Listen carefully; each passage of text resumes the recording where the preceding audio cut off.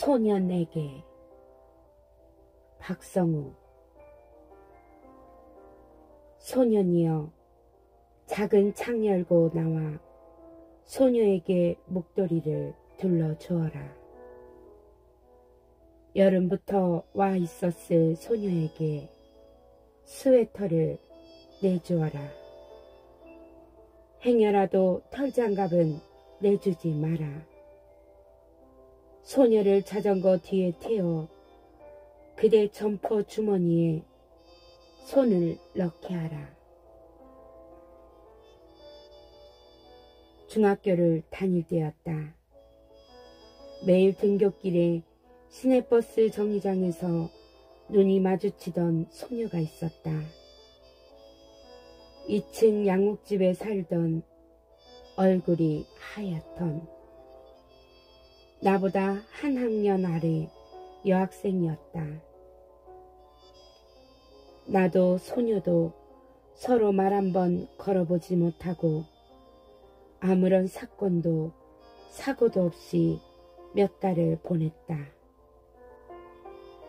우리는 각자 마음속으로만 연애 사건을 만들고 있을 뿐이었다. 나는 고등학생이 되었고 대구 시내에서 문예반 시화전을 열었는데 소녀가 찾아왔다. 몇 마디 처음으로 인사를 나누었을 것이다.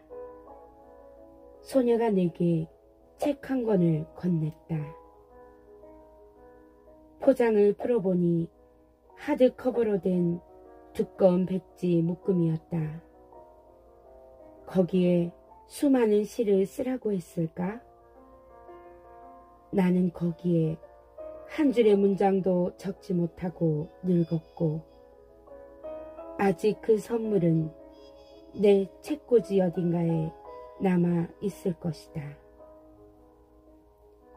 이 시를 그때 읽었더라면 자전거에 그 소녀를 태우고 따뜻한 점퍼 주머니에 손을 넣게 할걸.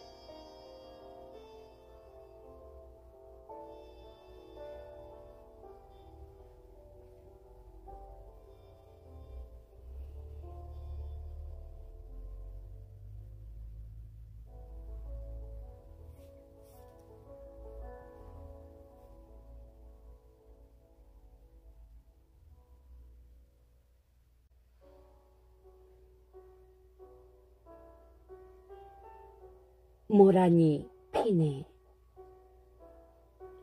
송찬호. 외로운 홀몸 그 종지기가 죽고 종탑만 남아있는 골짜기를 지나 마지막 종소리를 이렇게 보자기에 쌓아왔어요. 그런데 얘야, 그게 장엄한 사원의 종소리라면 의젓하게 가마에 태우지 그러느냐. 혹 어느 잔혹한 전쟁처럼 그것에 코만 베어온 것 아니냐? 머리만 떼어온 것 아니냐? 이리 투정하신다면 할 말은 없지만 긴긴 온유열 한낮 마지막 벙그는 종소리를 당신께 보여주려고 꽃모서리까지 환하게 펼쳐놓는 모란 보자기.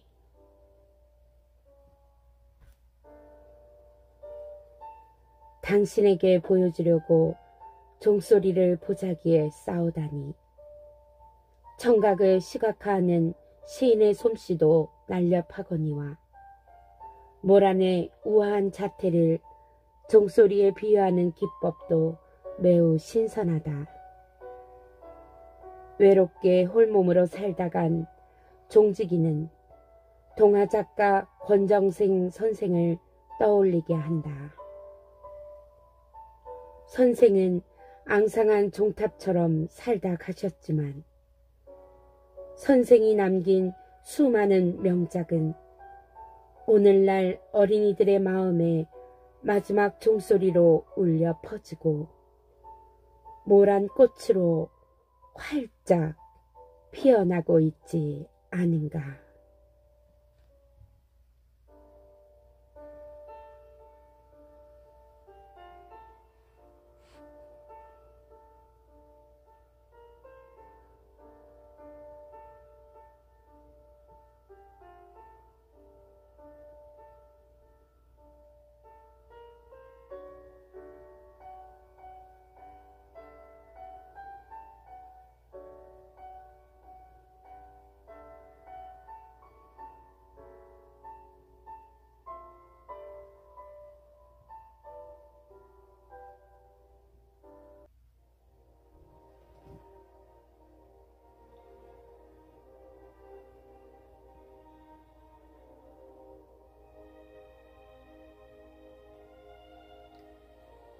허공.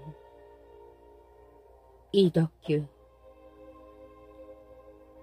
자라면서 기댈 곳이 허공밖에 없는 나무들은 믿는 구석이 오직 허공뿐인 나무들은 끝내 기운 쪽으로 쿵 쓰러지고야마는 나무들은 기억한다 일생.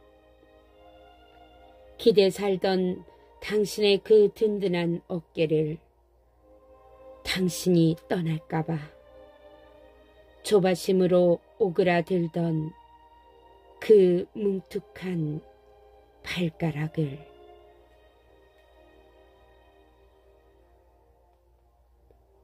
허공은 나무들의 언덕이고 새들의 길이다. 별과 달의 집, 구름의 안식처, 바람의 놀이터가 허공이다. 오로지 가시화된 것만을 믿는 서구의 인식론은 비가시적인 허공을 실제로 인정하지 않는다. 그들에게 허공은 아무것도 없는 공간일 뿐이다. 하지만 시인은 아무것도 아닌 것, 힘이 없는 것에 강력한 어깨를 부여한다. 그리하여 허공에 뼈대가 생기는 것이다. 한때는 든든한 버팀목이었고 후원자였으나 지금은 초췌하게 늙어가는 아버지 혹은 어머니를 이 시에서 읽어내야 한다. 우리는 허공의 힘으로 살아간다.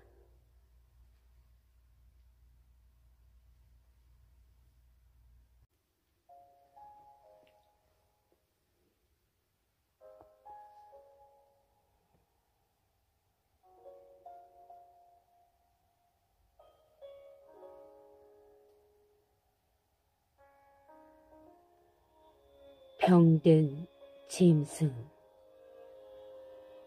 도종환. 산짐승은 몸에 병이 들면 가만히 웅크리고 있는다. 숲이 내려보내는 바람소리에 길을 세우고 제 혀로 상처를 핥으며 아픈 시간이 몸을 지나가길 기다린다. 나도 가만히 있자. 짐승은 자연 치유의 방법을 터득한 존재다. 몇 걸음을 걸어 어느 골짜기를 가야 자신을 낫게 할 풀이 있는지 안다고 한다.